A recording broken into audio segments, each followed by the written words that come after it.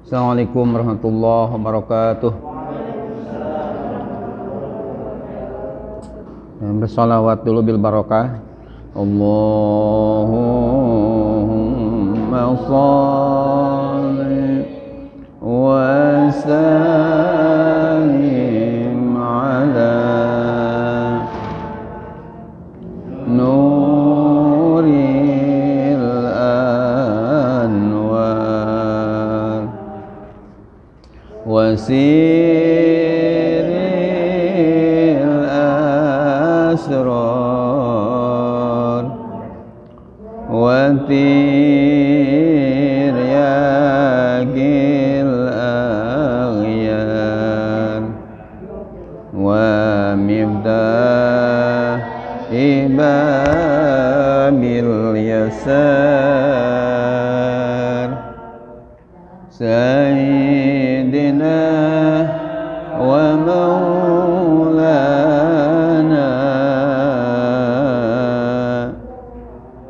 Muhammadinil Mukhtar wa alihil athhar wa ashabihil akhyar adadani amillahi wa ifdali Allahumma shalli wa sallim ala Sayyidina wa maulana Muhammad adada ma fi ilmillah salatan daimatan bidawami mulkillah alhamdulillahirabbil alamin wa bihi nasta'in ala amri dunya waddin wa ala alihi washabbihi ajma'in amma ba'du. Bapak-bapak dan ibu-ibu yang saya hormati, mari kita kaji kembali kitab Al-Jawahirul Kalamiyah. Sebelumnya kita membaca surah Fatihah, mudah-mudahan barokah surah Fatihah ilmu yang kita kaji, ilmu yang penuh berkah dari Allah Subhanahu wa taala. Yang kurang sehat baik di sini, di rumah sakit, Allah angkat segala penyakitnya. Yang meninggal dunia mudah-mudahan ahlul khair. Yang sedang usaha Allah mudahkan usahanya, yang sedang ada kesulitan Allah mudahkan kesulitannya. Waalaikumsalam. Yang sedang belajar putra-putri kita, santri-santri kita, jamaah kita, mudah-mudahan sukses belajarnya. Sedang berjuang jalan Allah untuk pesantren Darus Sholihin khususnya, mudah-mudahan perjuangan dimudahkan oleh Allah. Yang berinfakul jariyah, berwakaf, mudah-mudahan dibalas yang berlipat ganda oleh Allah. Juga COVID-19 dan COVID yang lainnya mudah-mudahan disirnakan oleh Allah. Bi barakatil Quran. Al-Fatihah. Bismillahirrahmanirrahim. Alhamdulillahirabbil alamin. Ar-Rahmanirrahim. Maliki yaumiddin. Iyyaka na'budu wa iyyaka nasta'in. Ihdinas siratal mustaqim. Siratal ladzina an'amta 'alaihim ghairil maghdubi 'alaihim waladdallin. Amin ya Allah ya rabbal alamin.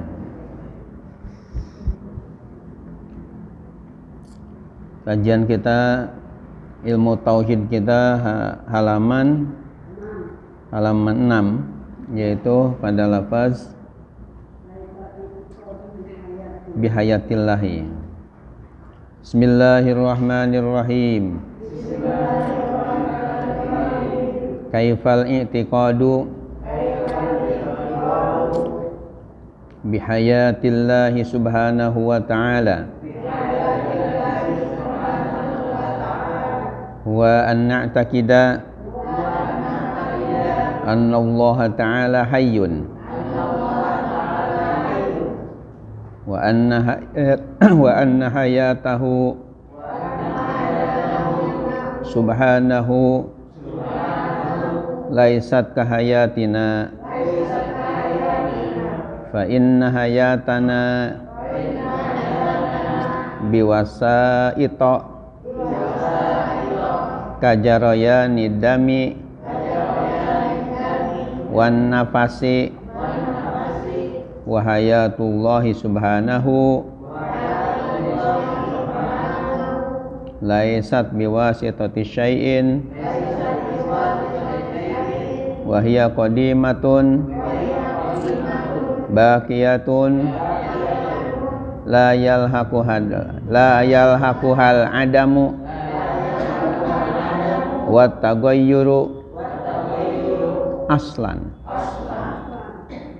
kaifal i'tiqadu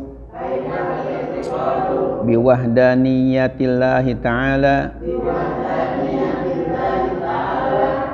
wa an na'taqida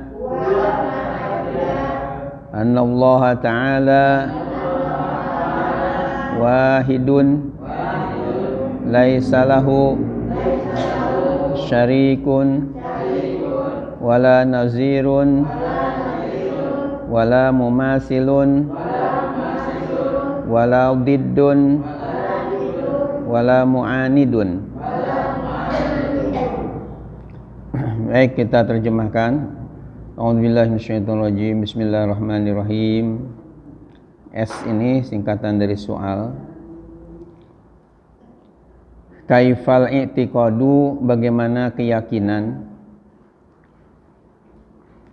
bihayatillahi subhanahu wa ta'ala, dengan hidupnya Allah subhanahu wa ta'ala.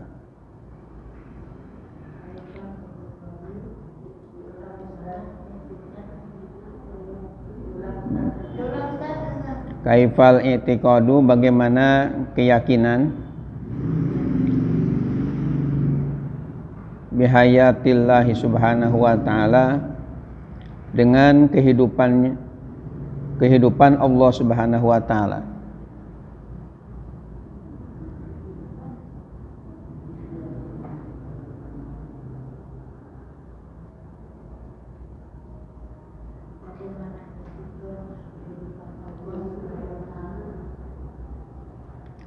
Jim itu jawab, huwa dia itu,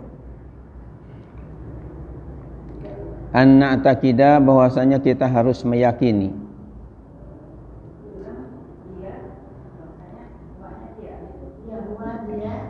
Ya, dia itu maksudnya hidupnya Allah subhanahu wa ta'ala. Anna ta'kida, bahwa kita harus meyakini.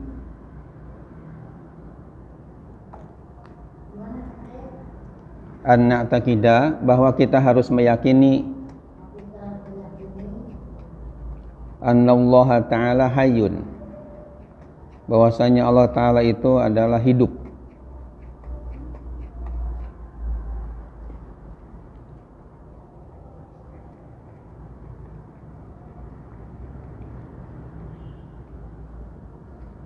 Wa anna hayatahu subhanahu, dan bahwasanya hidupnya Allah subhanahu wa ta'ala, hidupnya Allah subhanahu wa ta'ala, subhanahu wa ta'ala,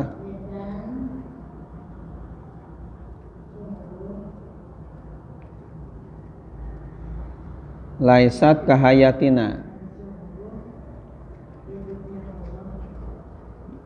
ya bukanlah seperti hidupnya kita. Ya bukanlah seperti hidupnya kita.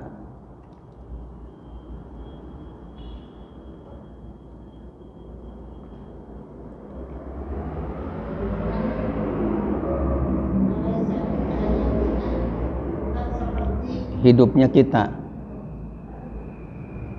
Fa inna hayatana, karena sungguh hidupnya kita,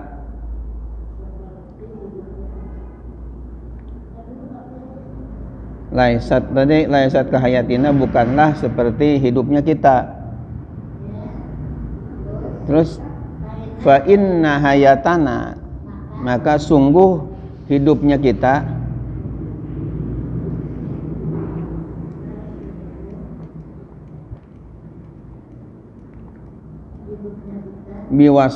biwasa itu dengan adanya beberapa pelantara. Biwasa itu dengan adanya beberapa perantara.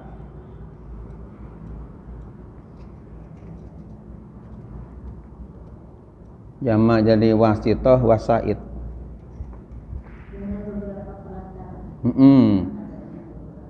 Perantara. Kajaroya nidami, seperti mengalirnya darah.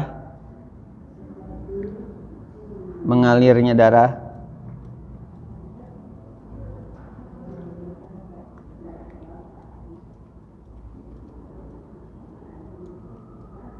Wa nafasi dan nafas.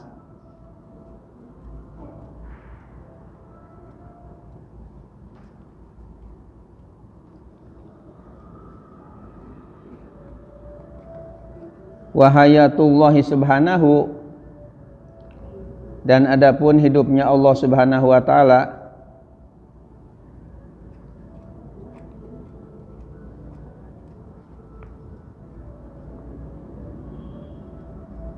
laisat biwasitati syai'in, bukanlah dengan pelantara sesuatu.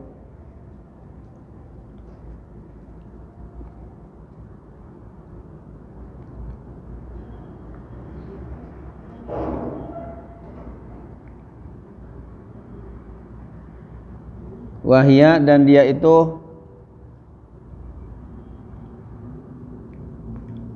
qadimatun, bersifat qadim. Wahya, dan dia itu ya hayatullah ini. Qadimatun, bersifat qadim. Bersifat qadim. Baqiyatun, yang langgeng. Langgeng atau terus menerus, ya. Kekal abadi. Langgeng, kekal, lestari. La yalhaquhal adamu,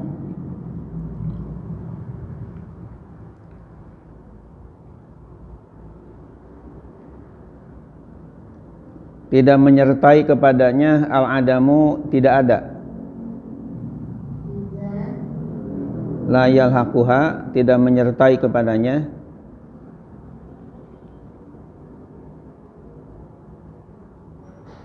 al-adamu, tidak ada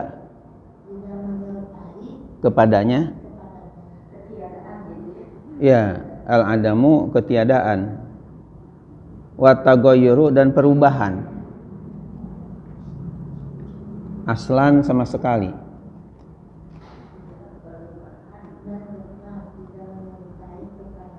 Al-adamu, ketiadaan. Wa taghayyuru, dan perubahan. Aslan, sama sekali. Wa taghayyuru, dan perubahan.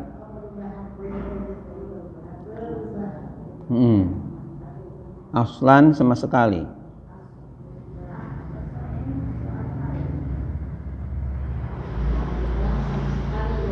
Ya. Sod. Huruf sod itu aslan. Sekarang berikutnya, kaifal i'tiqadu, bagaimana keyakinan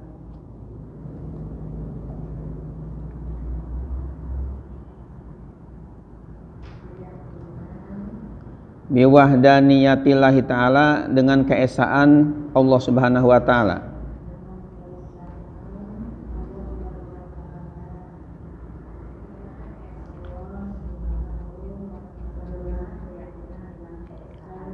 Allah subhanahu wa ta'ala. Wa, dia itu maksudnya keyakinan keesaan Allah ta'ala. An-na'taqidah, bahwa kita harus meyakini. Enggak, huwa dia itu anak takida, bahwa kita harus meyakini, kita domir nahnu ini anak takida, bahwa kita harus meyakini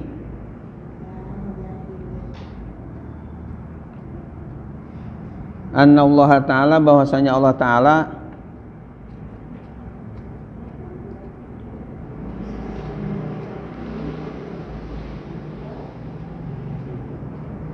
wahidun esa,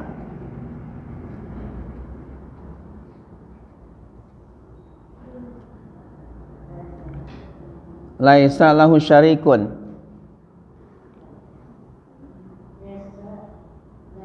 laisa lahu syarikun, tidak ada baginya sekutu.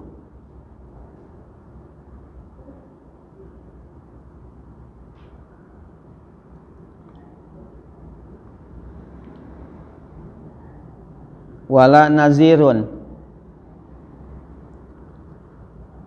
dan tidak ada yang sebanding.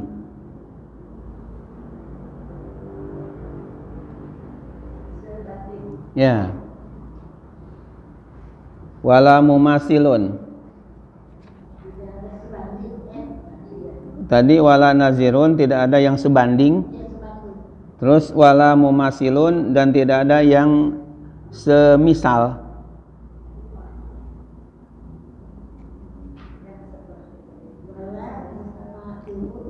Dan tidak ada yang semisal, seperti waladidun, dan tidak ada lawannya, tidak ada lawan. Ya, artinya yang melawan Allah siapa nih? Kalau petinju misalnya si Holmes sama si Muhammad Ali, ada tandingannya, ada lawannya. Allah Ta'ala itu siapa lawannya nih? Ya, nggak ada. Dibitas semua, ya.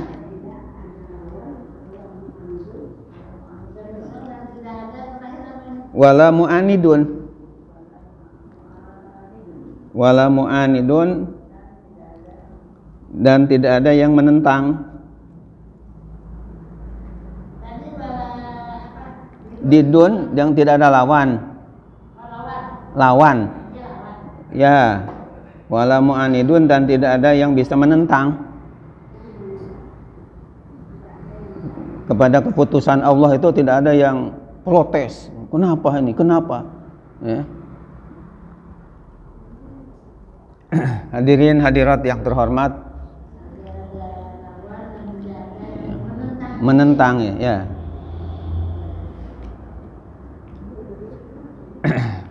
Kita uraikan apa yang kita sudah baca tadi supaya bisa dipahami oleh Bapak dan Ibu yang dihormati.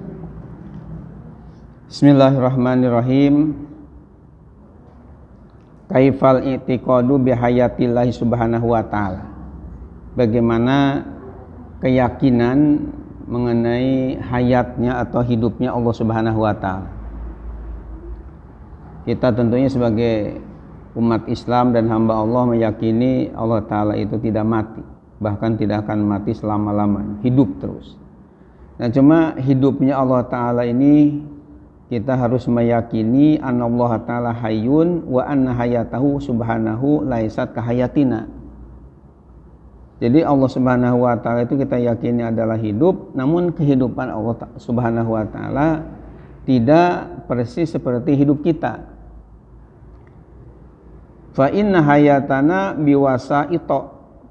Ya, mungkin di antara bapak atau ibu ada yang bertanya-tanya, kenapa ditulis biwasaito? Kan bi huruf jar. Kenapa enggak biwasaiti atau biwasaitin? Kan bi biasanya ada, kalau ada bi itu huruf, ya huruf jar dijarkan. Misalnya marartu bi Zaidin, saya melewati Zaid.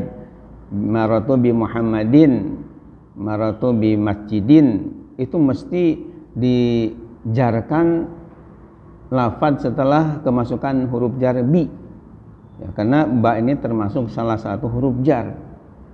Kalau di Ajurumiyah itu sampai 9 ditambah dengan huruf qasam 3 sampai 11. Saya masih ingat dulu waktu tahun 975-an menghafal Jurumiyah itu sampai hafal sampai tamat. Di dalam Jurumiyah dikatakan huruful khafdi wa hiya min wa ila wa an wa ala wa fi wa ruba wal ba wal kaf wal lam, huruful qasam hiya waw wal ba'u wa ta'u. Jadi huruf khafat ada 9, diantaranya adalah selain min, ila, an, ala, fi, ruba, ba, kaf, lam itu huruf-huruf jar. Ditambah huruf qasam, huruf sumpah 3, yaitu wawu, ba, dan ta. Wallahi, billahi, taullahi itu huruf-huruf jar. Makanya ketika ada bi, mesti lafadznya itu majrurkan, dijarkan. Jadi Ibu Ustazah ini salah kalau berkata misalnya ana marartu bil baitu, itu salah ya. Harus ana marartu bil baiti, saya telah melewati rumah. Enggak boleh bil baitu atau lagi bil baita, tapi harus bil baiti. Bil masjidi, ana maratu bisuki, saya melewati pasar, suk ya, market itu bahasa Arabnya sukun menjadi bisuki ya. Cuma pertanyaannya di sini apakah salah tulis sehingga ditulisnya beri fathah biwasa ito, enggak biwasa iti? Siapa yang bisa menjawabnya? Alasannya kena jamak ya. Ya jawabannya sebenarnya sudah benar tapi masih belum lengkap. Harusnya alasannya karena jamak segat muntahal jumu, sebab tidak setiap jamak tanda jarnya dengan fathah ya. Bahkan banyak jama mudak jama misalnya taksir ini tanda jarnya dengan kasrah. Misalnya kutubun bi ya, bi kutubin, tanda jarnya dengan kasrah. Buyutun rumah kan jamak juga, jamak dari baitun, bi buyutin dengan kasrah bukan dengan fathah. Atau misalnya kolamun pena aklamun jadi bi aklamin, itu harus dengan kasrah karena isim munsharif ya, isim yang menerima tanwin. Nah, jawaban yang tepat adalah kenapa bi wasaito ya, karena wasaid ini masuk ke dalam kategori isim ghair munsharif, ikut wazan mafaila, disebutnya segat muntahal jum. Di dalam Al-Quran ada mirip-mirip dengan wasaito dalam surah Tabarok.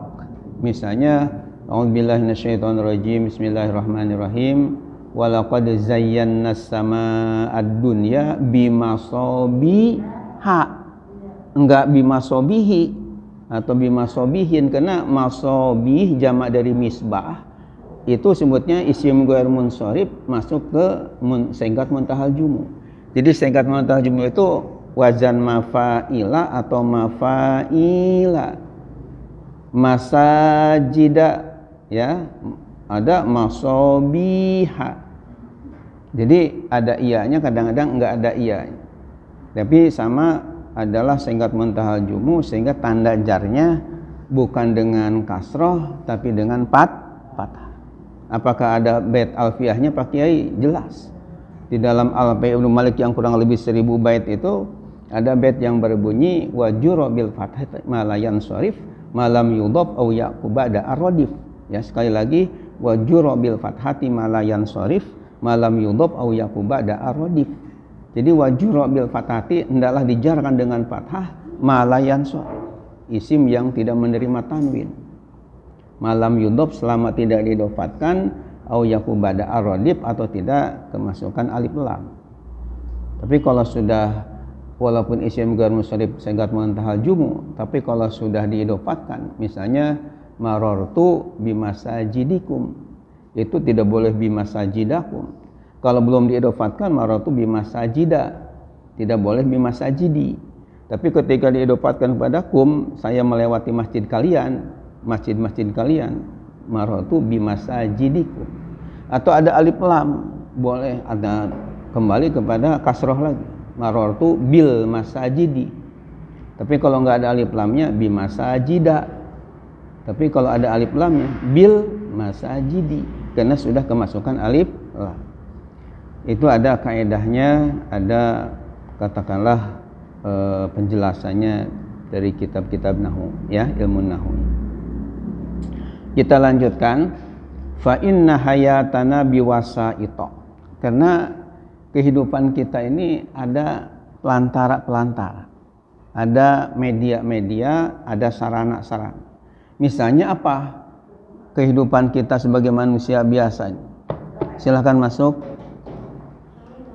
Waalaikumsalam warahmatullahi wabarakatuh. Silakan duduk.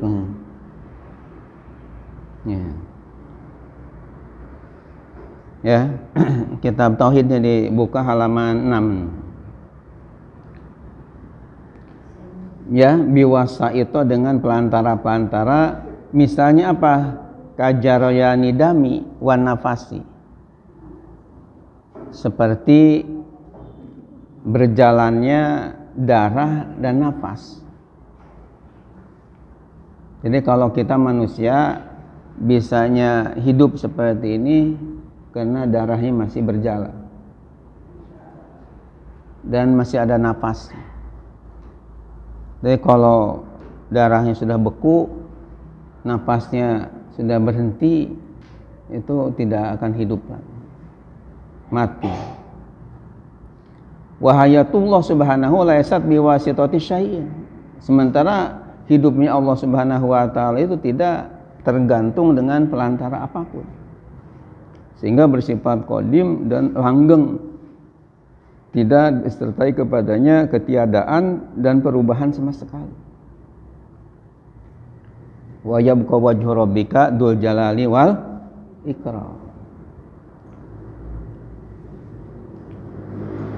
Kemudian kita lanjutkan mengenai keyakinan wahdaniyahnya Allah Subhanahu wa taala. Yakni esanya Allah Subhanahu wa taala itu bagaimana keyakinan kita. Wa anna taqida anna Allah taala wahidun laisa lahu syarik. Kita harus yakin bahwa Allah Subhanahu wa taala itu adalah Maha Esa, tidak ada sekutu. Ya, tidak ada yang membarenginya. Wala nazir, tidak ada yang menandingi, tidak sebanding, ya. Wala mumasil, dan tidak ada yang setara, tidak ada yang semisal. Dalam surah Al-Ikhlas itu walam yakulahu kufuwan ahad. Jadi tidak ada yang sepadan dengan Allah Subhanahu wa taala. Kalau manusia kan kayaknya kiai ini dengan kiai itu kayaknya sepadan, ya. Kayaknya sama-sama nih. Tingkat keilmuannya, tingkat kedermawanannya, tingkat kegantengannya kayaknya sama aja. Tapi kalau bagi Allah Subhanahu wa taala tidak bisa dibanding-bandingkan, ya. Waladidun, ya, tidak ada lawan yang seimbang gimana, ya. Untuk tanding misalnya. Dan tidak ada yang bisa menentang keputusan-keputusan Allah, semuanya harus tunduk, ya, kepada Allah Subhanahu wa taala. Sami'na wa ata'na. Ketika Allah menghendaki A, akan terjadi. Inna rabbaka fa'alul lima yurid. Jadi Allah sungguh berbuat sesuai dengan kehendaknya, sehingga kita sebagai hambanya tidak bisa untuk memprotes, melawan kepada ketentuan Allah Subhanahu wa ta'ala. Justru kita harus tunduk, patuh kepada aturan-aturan Allah, ya, karena Allah tidak bisa kita, ya, lawan, karena sangat tidak sebanding. Ya, karena kita makhluk, Allah Subhanahu wa taala Al-Khaliq, Allah pencipta, kita yang diciptakan. Ya, tentunya sama sekali tidak ada sembah. Ada yang mengatakan seperti orang yang bikin comrok dengan comroknya, ya nggak bisa sebanding, ya. Orang yang bikin comrok dari singkong, ya, dicampur dengan oncom itu di dalam ada comro ya, ada oncom di jero maksudnya. Comro, oncom di jero di dalam ya. Itu dengan yang membuatnya nggak bisa disamakan, tentu berbeda. Nah Allah Subhanahu ya masa ibu-ibu dengan comro samaan beda. Nah Allah Ta'ala itu pencipta kita, ini makhluk diciptakan ya, tentu tidak bisa sama, tidak sebanding ya, jauh. Itu pengertian bahwa Allah Ta'ala itu bersifat wahdaniyah, yakni esa, beda dengan kita, beda dengan manusia. Insyaallah kita lanjutkan nanti kaifal i'tiqad bi ilmillahi ta'ala. Bagaimana keyakinan dengan ilmunya Allah Ta'ala, pengetahuannya Allah Ta'ala. Insyaallah dalam waktu dan gelombang yang sama kita akan lanjutkan. Insyaallah di bulan yang akan datang nanti ya, karena tauhid juga hanya sebulan sekali, yaitu setiap Senin yang ketiga. Senin yang pertama tafsir Al-Quran Al-Kausar, Senin yang kedua Muhtarul Ahadits An-Nabawiyah, kitab kajian hadis, Senin yang ketiga Jawahirul Kalamiyah ilmu tauhid, dan insyaallah Senin yang keempat kita kajian fikih Muhtasar Abi Syuja. Insyaallah masih ada waktu beberapa menit lagi untuk kita diskusi atau muzakarah agama. Bagi bapak atau ibu yang mungkin ada masalah keagamaan yang perlu kita diskusikan, silahkan. Waalaikumsalam warahmatullahi wabarakatuh.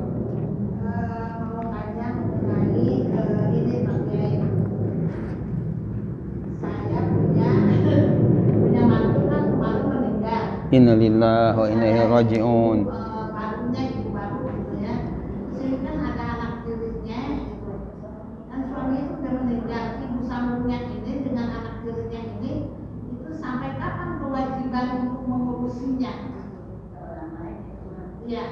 Jadi ceritanya Ibu Hajatin ini punya anak meninggal. Yang meninggal itu siapanya? Putrinya, bukan mantu meninggal. Terus ini suaminya nikah lagi, ya nikah lagi sama perempuan lain pun 3 tahun. Terus ini meninggal suaminya. Suami meninggal. Nah ini si perempuan ini yang baru itu 3 tahun. Ini hak buat anak-anaknya yang istri yang dulu itu, anak tirinya itu sampai kapan gitu merawatnya.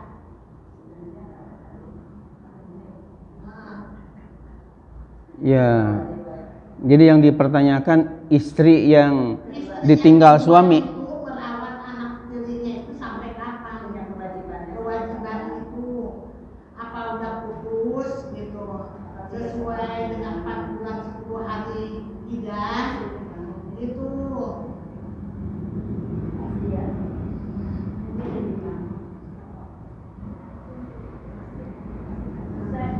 Baik, nanti kita catat dulu ya. Yang kedua dari Ibu siapa?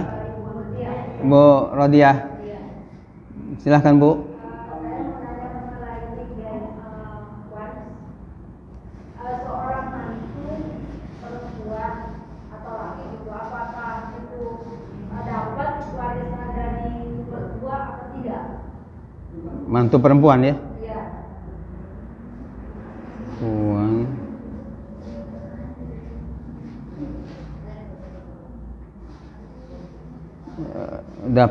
Dapat tidak warisan dari siapa nih? Ya, dari mertua mantunya perempuan, yang ini Mertuanya kaya. suaminya, harta suaminya. Jadi dapat apa tidak si mantu perempuan ini dari harta suaminya, dari harta orang tua suaminya? Dari mertuanya ya. Baik, satu lagi ada Ibu Tazah Hasanah. Ini saya lupa. Ini tolong ditulis lagi dari sini kemarin. Sama ini nih.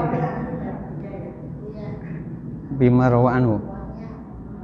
Ini yang ini udah ini Fimaro anhu pakai Sama lagi. mahi-nya. Baik. Ibu Ustazah Hasanah dulu bagaimana? Biwasitoti kajaro yani dami.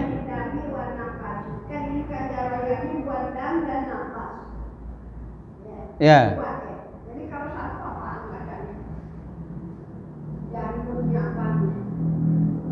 Maksudnya kajarayaninya nih isi apa? Ya. Jadi kata lafaz jaroyan kali ya yang ditanyakan.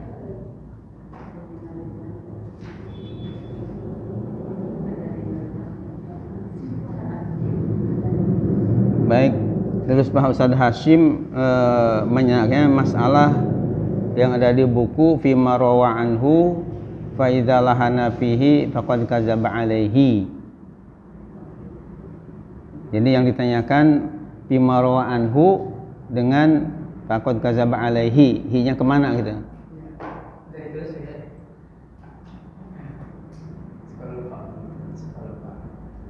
Baik, kita satu persatu kita jawab dulu Ibu ya. Bismillahirrahmanirrahim. Yang pertama dari Ibu Ustazah Hajah Tini yang saya hormati, beliau menanyakan kaitan dengan sampai kapan kewajiban merawat anak tirinya. Jadi yang saya tangkap tadi itu bahwa Ibu Hajah Tini ini punya anak, kemudian nikah dan anaknya meninggal, tinggal mantu. Nah mantu itu kemudian nikah lagi sama laki lain, laki lain punya anak tiri, ya, artinya bawa dua. Ini anak saya tuh cucu kan 3. Nah itu yang 3 itu anak tirinya dia kan yang baru. anak tiri dari laki-laki yang baru. Bukan. Jadi begini Pak Mungkin, Pak Ustadz, apa yang namanya itu punya istri pertama. Istrinya putri dari ibu. Ya. Punya anak 3. Pak Hoirnya meninggal. Belum. Oh belum. Lagi, tapi istri yang baru itu bawa anak juga 2. Ya. Anak dari suami yang lain. Enggak, istri yang pertama dicerai dulu enggak? Meninggal. Oh meninggal. Meninggal nikah lagi. Yang meninggal Pak Ustadznya nih, nikah lagi saya namanya ya. Ya, nah nikah lagi sama perempuan lain. Ya perempuan yang punya anak 2. Sekarang Ustadznya meninggal nih, mantunya beliau nih. Ya. Nah, bagaimana hukumnya ibu tiri ini terhadap anak yang meninggal cucunya beliau? Ya, sampai kapan? Sampai kapan? Sampai kapan dibaru jawabnya? Ya, jawabannya bahwa sebenarnya yang tanggung jawab memberi ya nafkah itu kan suami. Berdasarkan An-Nisa 34, A'udzubillahi minasyaitonirrajim. Bismillahirrahmanirrahim. Ar-rijalu qawwamuna 'alan nisa'i bima faddalallahu ba'dahum 'ala ba'di wa bima anfaqu min amwalihim. Jadi suami ini adalah pemimpin bagi para istrinya dengan sebab Allah telah lebihkan satu dengan yang lainnya, wa bima anfaqu min amwalihim, dan dengan sebab para suami itu ada kewajiban memberi nafkah dari harta-harta mereka. Nah, sebenarnya yang wajib memberi nafkah, ya merawat tentunya makan, minum, pendidikan sebagainya, ya suami yang meninggal itu. Nah, jadi ya si istri ini hanya istilahnya hanya sebagai muslimah, membantu aja kepada ya anak-anak yatim atau anak yang masih kecil tadi. Tapi tidak sampai di hadapan Allah Ta'ala nanti, tidak seperti kepada suami yang memang diwajibkan cari nafkah kan. Sementara istri kan hanya menerima gitu.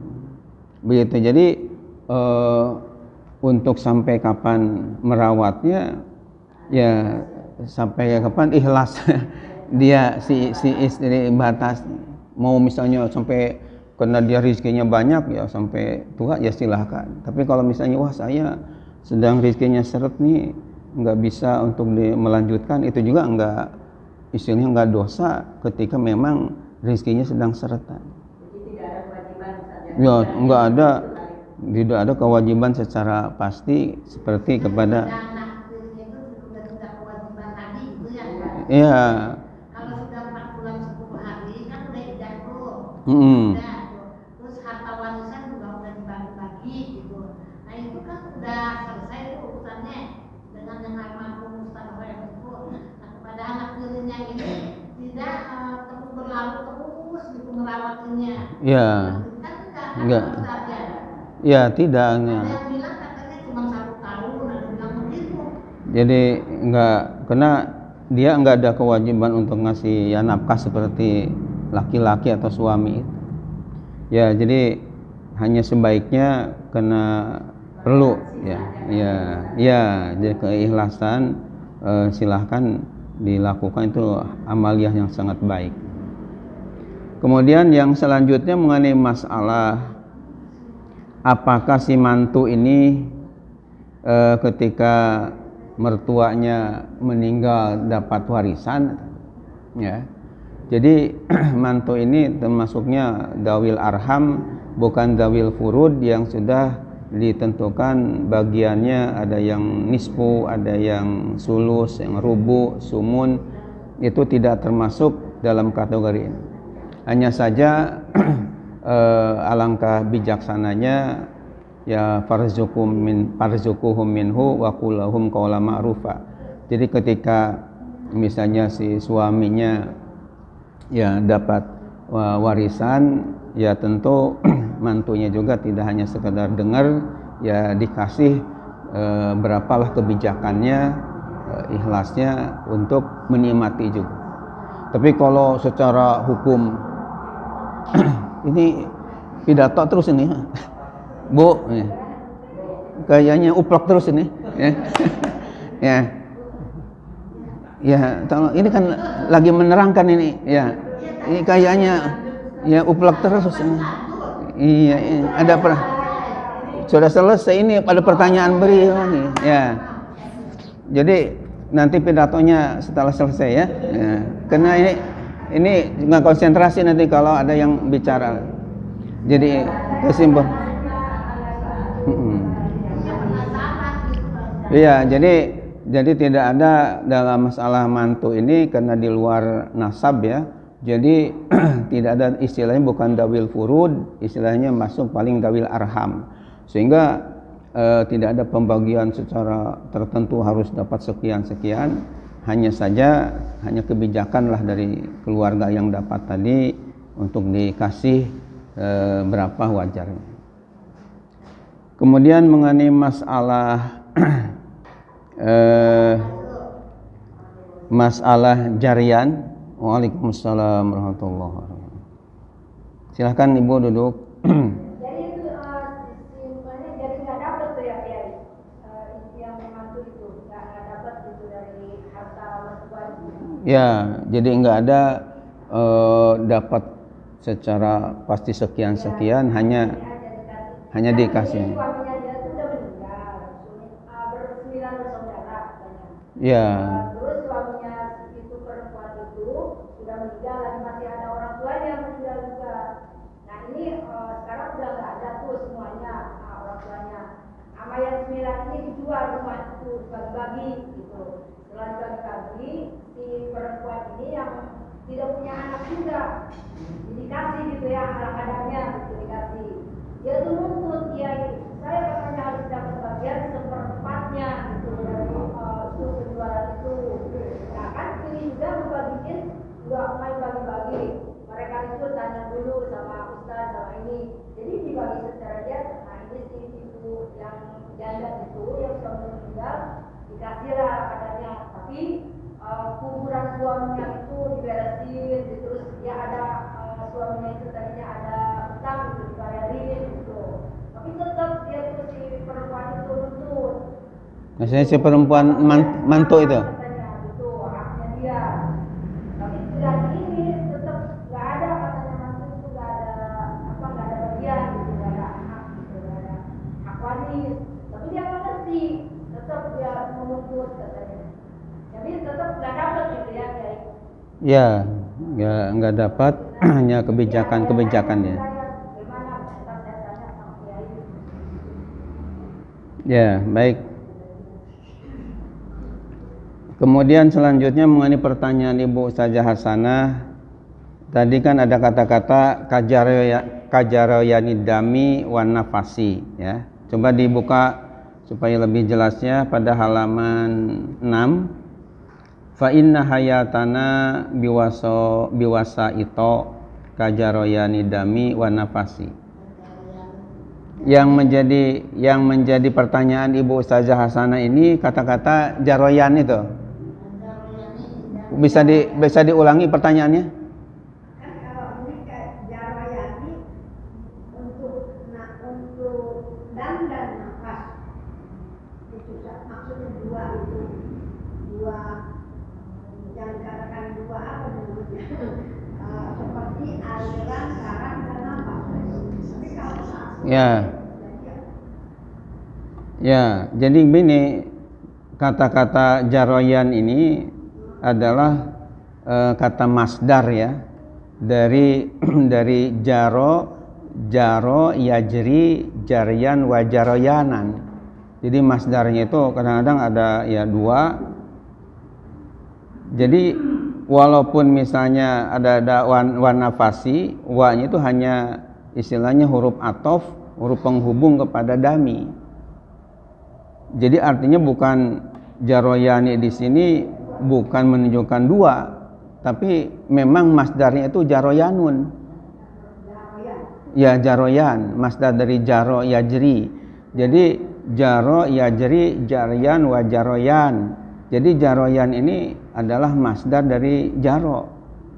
Misalnya contoh lain misalnya seperti qoro'a yaqra'u qira'atan wa qur'anan. Jadi masdar itu kadang-kadang enggak hanya satu, tapi ada dua. Seperti qoro'a membaca, yaqra'u akan membaca, sedang membaca, ya. Kemudian masdarnya itu qira'atan, bacaan. Kemudian qur'anan juga bacaan juga, ya. Nah, walaupun qira'ah itu lebih banyak, ya. Dan demikian juga jaro yajri jaryan wa jaroyanan. Nah, jadi jaroyan di sini adalah masdar dari jaro. Jadi kajaroyani dami seperti mengalirnya darah. Jadi tidak diterjemahkan tadi seperti dua mengalirnya darah, tidak. Tapi mengalirnya aja, karena jaroyan ini memang masdar dari jaro yajri. Nah, sementara wan nafasi athof kepada dami tadi, makanya dijarkan dengan nafasi, enggak nafasu atau nafasa. Bukan isim tasnya, bukan. Jadi jaroyan ini bukan isim tasnya. Ya. Jadi kalau tasniahnya itu jaryun, jaryan, jaryani, jaryanani. Jadi bukan tasniah, tapi memang ini masdar. Ya, jaroyan ini. Kemudian Bapak Ibu yang dirahmati Allah Subhanahu wa taala, ada satu lagi. Ini Bapak Ustadz Nur Hasyim kayaknya ingin lebih jelas lagi. Sebenarnya ini dari buku saya sendiri yang nulisnya, judulnya Al-Hawi fi Ilmi Nahwi, yang sudah agak lecek ya, karena mungkin udah berapa puluh tahun ini ya, dimiliki oleh Pak Nur Hasyim, sampai agak kucel kayak gini karena enggak dilaminating ya. Beliau ini masih kurang begitu memahami makna dari keterangan yang ada. Jadi ceritanya begini, mungkin supaya lebih pasnya siakul kalam dari awal. Qala al-Imam al-Usmu'i rahimahullah, Imam Usmu'i rahimahullah telah berkata, inna ahwafa ma akhafu ala talibil ilmi idza lam ya'rifin nahwa. Sungguh yang paling aku khawatirkan, apa yang aku paling khawatirkan ala talibil ilmi, atas pencari ilmu atau para santri kita semua, idza lam ya'rifin nahwa, apabila ia tidak mengetahui ilmu nahwu. Ayadhula fi qouli Nabi sallallahu alaihi wasallam, khawatir masuk ke dalam sabda Nabi kita Muhammad sallallahu alaihi wasallam, man kadzaba alayya muta'ammidan falyatabawa maq'adahu minan nar. Bunyi hadisnya itu, ini hadis sahih Bukhari Muslim. Bahkan saya punya kitab namanya Nazmul Mutanasir minal Hadis Al Mutawatir. Jadi sebuah kitab yang bagus dikarang oleh Syekh Abu Ja'far Al-Qahtani, menghimpun hadis-hadis mutawatir yang hadisnya tidak kurang diriwayatkan oleh 10 sahabat Nabi. Nah, ini termasuk hadis mutawatir yang tingkatannya lebih tinggi ya daripada hanya sekadar hadis sahih. Jadi kata Nabi, man kadzaba alayya muta'ammidan, barang siapa yang berdusta atas nama aku dengan sengaja, falyatabawa maq'adahu minan nar, maka hendaklah ia mempersiapkan tempat duduknya dari api neraka. Jadi kalau berdusta kepadaku atas nama aku dengan sengaja, maka hendaklah mempersiapkan tempat duduknya bukan dari kursi yang empuk ya, bukan dari karpet yang enak, yang enak diduduki, tapi minan nar, justru dari api neraka.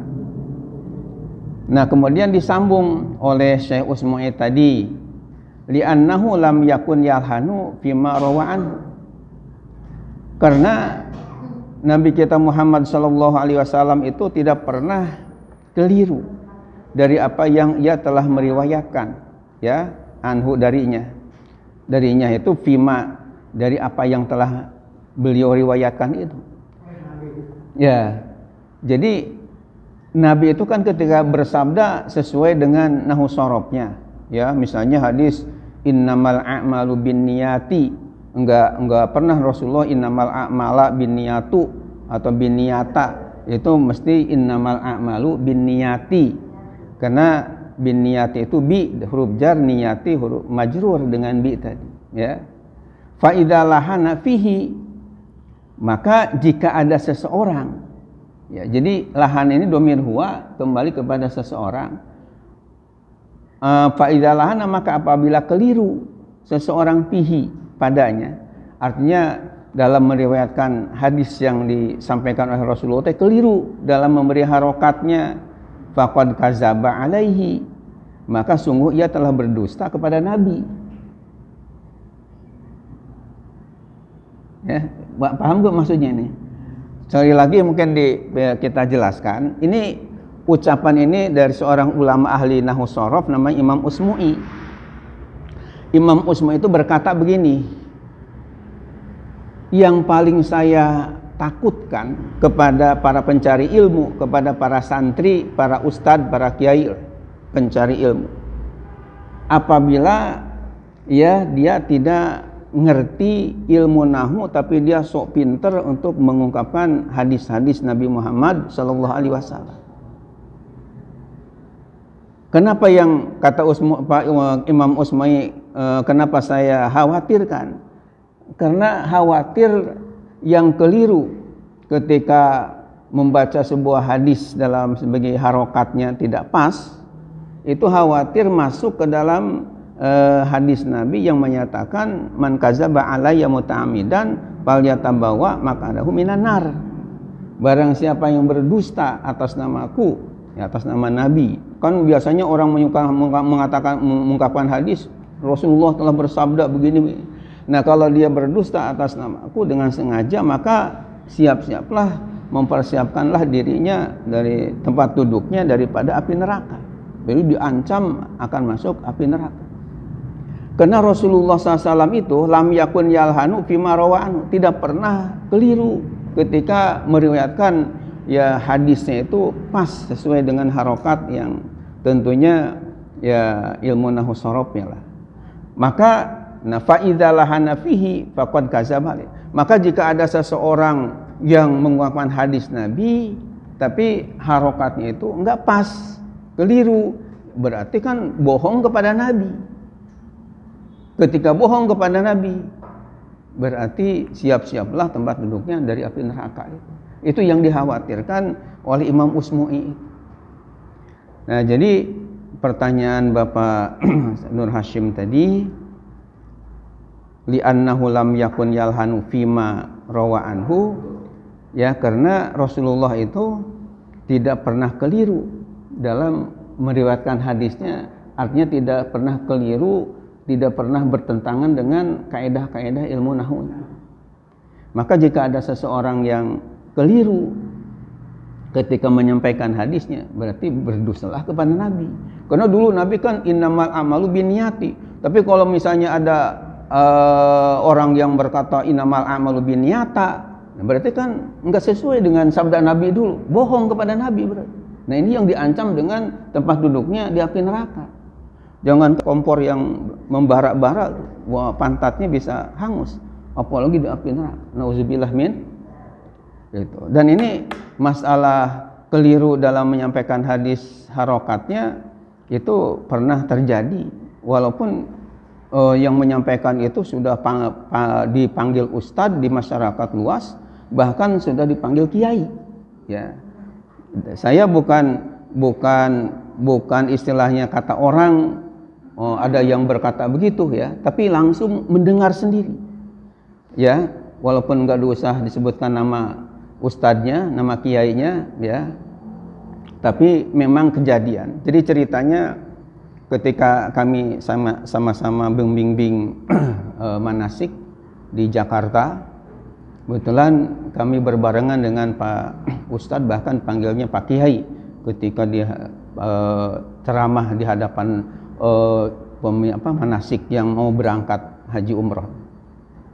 Nah, yang saya dengar langsung dari ucapan beliau, Pak Kiai tadi, ketika mengungkapkan hadis Nabi, Rasulullah kaitan dengan fadilah ibadah haji umroh ini telah bersabda, bunyinya begini, kata beliau begini, ya, al-hajjul mabruru laisa lahu jazaan illal jannah. Ya, sebenarnya kalau kita lihat dari sabda Rasulullah dalam teks hadisnya dan kaidah ilmu nahwunya, harusnya al-hajjul mabruru laisa lahu jazaun illal jannah.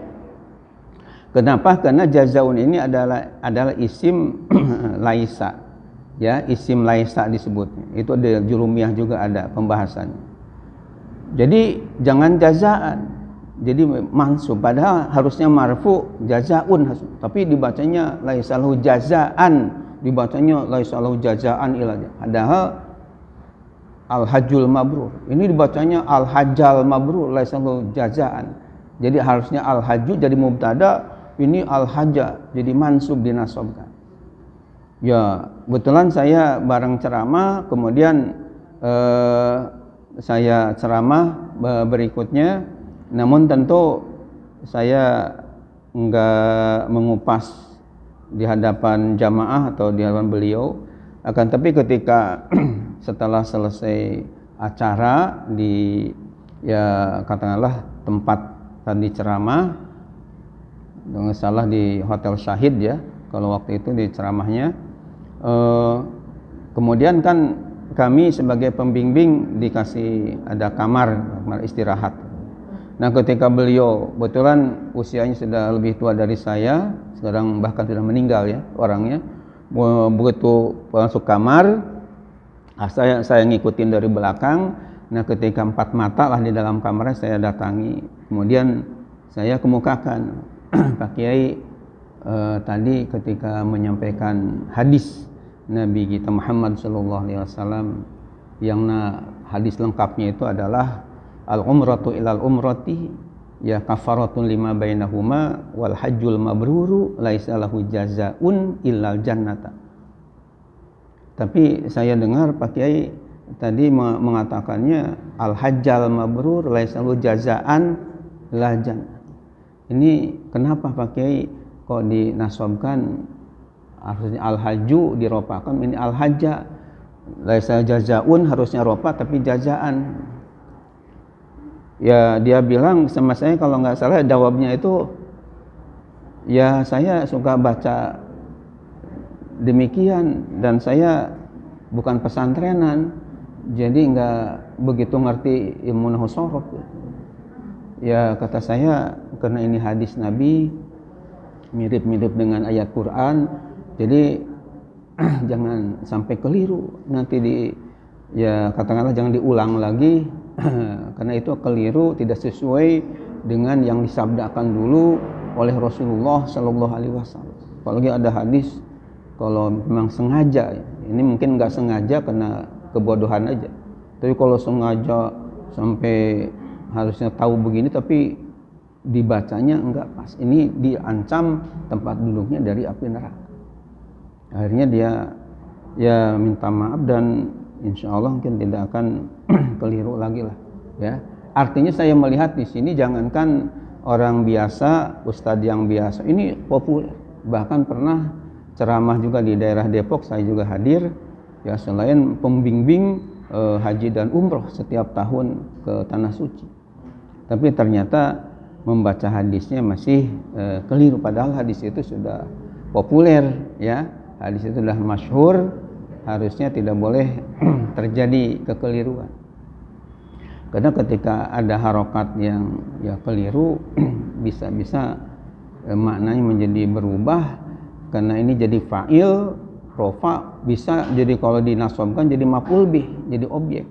Itu kan antara pelaku dengan objek menjadi subjek, dengan objek menjadi beda. Kalau harokatnya beda, bisa-bisa artinya jadi beda pula. Dan itu tidak sesuai dengan yang dimaksud oleh Rasulullah. Jadi agak panjang penjelasannya Pak Ustaz Nur Hashim ya. Saya kira ya dari beliau itu tidak pernah salah. Maka ketika ada orang yang salah, ya maka apabila ada orang yang salah meriwayatkan dari Nabi nggak sesuai, berarti dusta kepada Nabi. Jadi kazaba alaih, ya. Jadi alaihinya itu atas Nabi, berdosa atas nama Nabi. Sering di masyarakat itu kayak hayya ala sholat tuh, hayya ala falah. Ya. Nah ini juga kita di Depok juga termasuk Bedahan ya, pernah ya kita ya betulkan lah itu ya. Jadi banyak ya, Ustaz Saifuddin mungkin ada di At-Taubah juga yang harusnya kan hayya ala sholati, hayya ala falah ketika qomat itu ya. Ini dibacanya hayya ala sholatu. Ya. Jadi ala itu kan huruf jar. Nah, jadi huruf menjarkan, harusnya hayya ala sholati, bukan hayya ala sholatu. Nah, kemudian ada lagi yang sering keliru juga ketika mengucapkan qad qomatis sholah. Jadi kadang-kadang ada yang mengucapkannya qad qomatis sholati, qad qomatis sholah. Yang benar itu qad qomatis sholatu, qad qomatis sholah, karena as-sholatu di situ menjadi fa'il kedudukannya daripada qomat. Ya, qoma karena fa'ilnya muannas jadi qomat. Ya, dalam Alfiyah dikatakan wa ba'da fi'lin fa'ilun fa'ilun dhuhar wa huwa wa illa fa dhamirun istatar. Jadi oleh karena itu mestinya rofa, jangan qad qomatis sholati, tapi harus qad qomatis sholatu. Itu muazin kita yang iqomat kadang-kadang masih keliru. Ya, hayya ala sholati jadi hayya ala salatu, qad qomatis sholatu jadi qad qomatis sholati. Ya, nah kalau misalnya ingin ingin aman ya disukunkan aja ujungnya. Hayya ala sholah, hayya ala falah, ya itu wakofnya. Cuman kalau disukunkan itu wakof itu harus bernapas. Jadi kalau nggak bernapas namanya wasol, harus ada harokatnya menurut tata cara. Hayya ala sholati, hayya ala sholah. Oh, jadi hayya ala sholati, hayya ala falah. Tapi kalau misalnya disukunkan hayya ala sholah, hayya ala falah ya, itu ya bisa. Tapi kalau diberi harokat keliru ya jelas itu harus hayya ala sholatu. Ini keliru.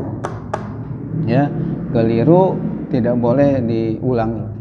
Terus ya, kaitan dengan azan juga karena ini ilmu ya. Masih ada yang keliru juga ketika misalnya membaca illallah itu kadang-kadang disamakan dengan ilallah. Itu artinya enggak ada syidahnya, itu padahal keliru sekali, jauh sekali maknanya. Jadi kalau misalnya asyhadu alla ilaha illallah kan aku bersaksi bahwa tidak ada Tuhan kecuali Allah atau hanya Allah. Jadi illa itu bisa ada dua maknanya, istisna artinya kecuali, dan ya itu bait alfiyahnya mastasnati lama tamim yantasi baba dan nafin au kan nafin tuhib itba'u matasalawan simban qata wa tamim bin ibdalun waqa. Nah, yang kedua illa juga punya adat hasr, menghanyakan.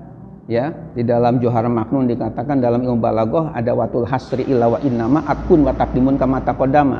Jadi illa juga punya adat hasr, yakni tidak ada aku bersaksi bahwa tidak ada Tuhan, ya, hanyalah Allah. Jadi hanya Allah saja Tuhan itu. Dan namanya adat hasr. Kalau illa istisna, kecuali Allah. Tapi yang keliru itu adalah ketika ilanya seperti huruf jar, ila yang artinya kepada. Kalau dibacanya asyhadu alla ilaha illallah, itu berarti kan aku bersaksi bahwa tidak ada Tuhan kepada Allah. Jadi seolah-olah Allah juga bukan Tuhan. Bedanya kalau illallah, aku bersaksi bahwa tidak ada Tuhan kecuali Allah, hanya Allah. Tapi kalau enggak ada syidahnya, ilallah, kayak huruf ila, huruf jar, seperti ana misalnya dhahabtu minal baiti ilal masjidi, saya pergi dari rumah ke masjid, ilal madrasah, ke madrasah, ke sekolah, ila kan, itu artinya kepada. Nah, ini banyak muazzin kita yang sidahnya itu enggak jelas. Asyhadu an la ilaha illallah. Nah, ini keliru. Harusnya asyhadu an la ilaha illallah. Illanya itu ada penekanan, ada syidah. Ya. Satu lagi, ini ketika adzan subuh harusnya kan hayya 'alal falah, tanpa syidah lamnya, hayya 'alal falah, mari kita raih kemenangan, kesuksesan, falah itu. Ini ada yang mensidahkan lamnya, hayya 'alal falah, padahal falah itu artinya farmer, bahasa Inggrisnya adalah petani. Jadi seolah-olah hayya 'alal falah, mari kita bertani, ya, buat petani. Jadi keliru. Harusnya yang ada sidahnya disidahkan, yang enggak sidah jangan disidah. Kalau enggak ada yang jangan disidahkan. Akhirnya keliru makna. Ini banyak di masyarakat kita yang perlu ditatar dalam bacaan-bacaan tadi. Karena enggak keliru, ya. Kalau petani falah itu ada sidahnya sadaslah. Kalau falah bahagia atau untung atau sukses tanpa sidah. Ya. Termasuk adzan subuh juga harus kan as-salatu khairum minan naum, khair pakai ha. Ini ada kadang-kadang pakai hak kecil. As-salatu khairum minan naum, khairum minan naum. Harusnya salat itu lebih baik dari tidur. Ini salat itu adalah membingungkan yang sedang tidur, ya. Khair itu bingung, ya. Jadi maknanya bingung. Jadi enggak pas dengan makna yang dibaca. Itu kadang-kadang terjadi di masyarakat kita, harus ya kita rapihkan, kita perbaiki.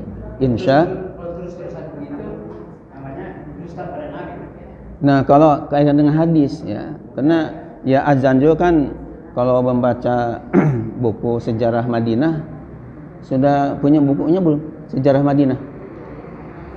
Anu Rasim? Enggak, buku saya yang judulnya Sejarah Madinah. Pernah belum baca belum? Ya. Jadi ada buku saya yang judulnya yang baru ini. Buku judulnya Sejarah Madinah. Di sini dikupas berbagai permasalahan sampai 11 bab. Kalau Mekah udah punya. Nah, ini Madinahnya. Berarti kan harus punya juga, ya. Harus, ya. Kalau Saifuddin udah punya, ya, yang dulu habis, sekarang terbit lagi, ya, harganya hanya 120.000. Nah, di dalam buku Sejarah Madinah ini, di antara pembahasan yang sangat menarik, selain ada dikupas juga tentang pencurian, ada rencana pencurian jasad Nabi Muhammad itu. Nah, juga dikupas, Bu-ibu, juga dikupas tentang awal syariat azan yang ada di Madinah, ya, awal saat adanya azan di kota di Masjid Nabawi di Madinah. Nah, ternyata syariat azan ini adalah mimpi seorang sahabat Nabi, kemudian Bilal bin Abi Robah supaya menggunakan azan. Jadi tidak lepas daripada ya petunjuk ya Rasulullah Shallallahu Alaihi Wasallam. Ini dikupas tentang sejarah azan, bagaimana keadaan di Madinah dan hal-hal yang berkaitan dengan masalah, termasuk masih diror itu ya, kita dibahas di dalam buku ini. Nah oleh karena itu ya azan juga tentu tidak boleh sembarangan, azan harus sesuai dengan yang dulu dibimbingkan kepada sahabat Bilal bin Abi Robah ya, sehingga tidak keliru. Bapak Ibu yang terhormat, karena sudah ya siang sore ya, mudah-mudahan apa yang disampaikan bermanfaat. Nah kemudian mengenai masalah kalender, Ibu Hasanah perlu berapa puluh? Ya, jadi ya kalau tadi Bu Ruqayyah kebetulan beliau ada seminar muktamar BKMT ya, Badan Kontak Majelis Taklim, beliau ketuanya di Depok kan, katanya habis dari Pak ya di Papua kecapean, jadi minta izin tidak bisa hadir. Tapi kalendernya tadi pesan 100 ya, karena mungkin banyak jamaahnya di sedepok kan. Tadi sudah dengan Senanang kita grabkan ya, tinggal sisa ini 20 ya, tinggal 20 kita bawa. Senanang berapa? 10 ya, tinggal berarti 10 lagi berapa ya nanti mungkin kalau yang masih kurang bisa, kalau sisanya bisa diambil lagi ya. Jadi Ustaz Nanang dengan Ibu Dewi ini ya, karena ini yang kita bawa ya baru 20 gitu. Dan itu ya dari pesantren dan akan kembali lagi ke pesantren ya. Harganya hanya 25.000, tapi kalau misalnya ingin melebihi juga karena kertasnya bagus ya, berapa aja lebih seikhlasnya itu terserah, karena semuanya bukan untuk saya pribadi atau akan tapi untuk kembali ke pesantren yang sedang membangun, juga ada keperluan pesantren yang lain. Demikian, mudah-mudahan bermanfaat dan terima kasih atas semua kebaikannya. Jazakumullah ahsanal jaza. Kita akhiri dengan doa. Allahumma arhamni bil Quran. Allahumma arhamni bil Quran. Ja'alhu li imama wa nuran wa huda wa rahmah. Allahumma dzakirni minhu ma nasitu wa'allimni minhu ma jahiltu warzuqni tilawatahu ana al-laili wa atrafan nahar waj'alhu li hujjatan ya rabbal alamin. Subhanakallah wa bihamdika asyhadu an la ilaha illa anta astaghfiruka wa atubu ilaik. Alhamdulillah rabbil alamin. Assalamualaikum warahmatullahi wabarakatuh.